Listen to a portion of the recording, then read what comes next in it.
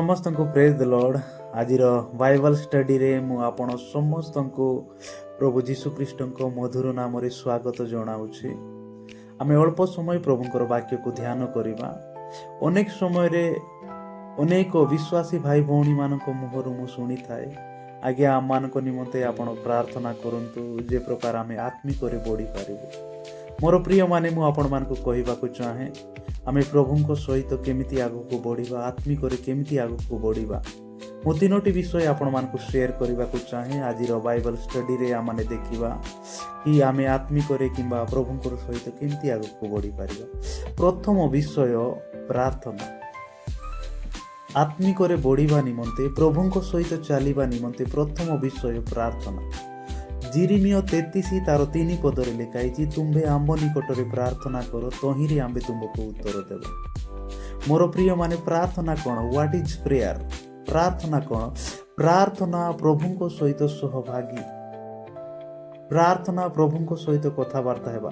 जेते आमे प्रभुंकर उपस्थिति रे जीवा, जेते आमे प्रभुंकर सहित कथबार्ता हेबा, सेते आमानकर संपर्क आमानकर रिलेशन प्रभुंक सहित मजबूत हेबो।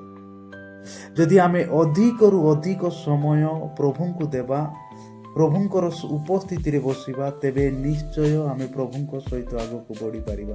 तेबे निश्चय आम माने आत्मिकतार आगक बढ़ी पारिबा।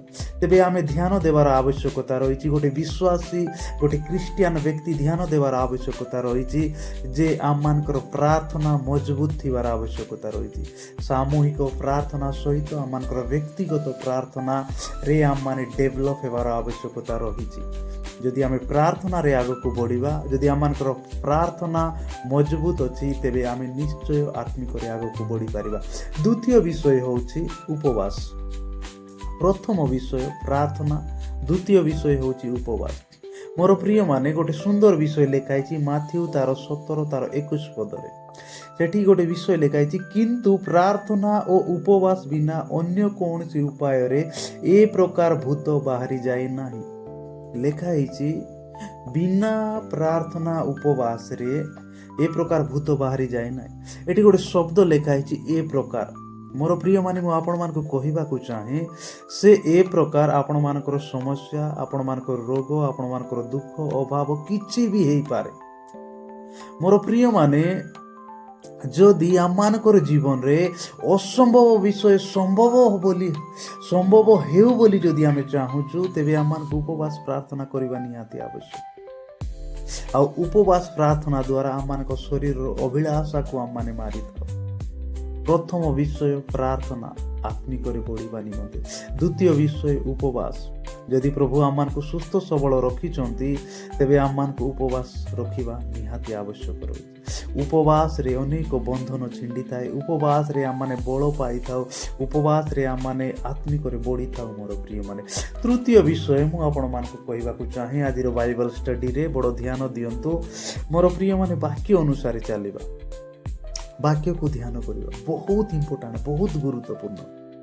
अनेक भाई भौणी माने अछंती, अनेक विश्वासी भाई भौणी माने अछंती, से माने उत्तम आराधना करि पारंती, उत्तम गीत गाई पारंती, उत्तम प्रार्थना करि पारंती, किंतु से माने वाक्य को ध्यान करि पारंती नाही। वाक्य सुनिबा समय से मान को नींद आसे, बाइबल पढ़िबा समय नींद आसे। मोर प्रिय प्रभुंकर लोक माने वाक्य क्रिस्टियन लाइफ रो गोटे बहुत बड़ इंपोर्टेंट विषय अटे, बहुत गुरुत्वपूर्ण विषय।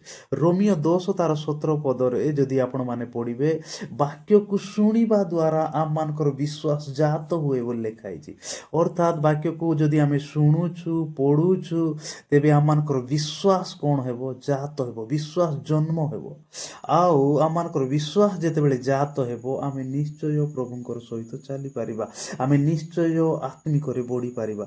ए तीनोटी विषय को आपण माने ध्यान दियंतु। बहुत गुरुत्वपूर्ण विषय अटे प्रार्थना, उपवास आ प्रभुंकर वाक्य को ध्यान करिबा। ए तीनोटी विषय जदि आम माने करिबा, तेबे निश्चय प्रभुंक सहित आमे चली पारिबा आ निश्चय आमे आत्मिक बढ़ी पारिबा। आज बाइबल स्टडी द्वारा प्रभु आम समस्त को आशीर्वाद करंतु। आमेन, आमेन।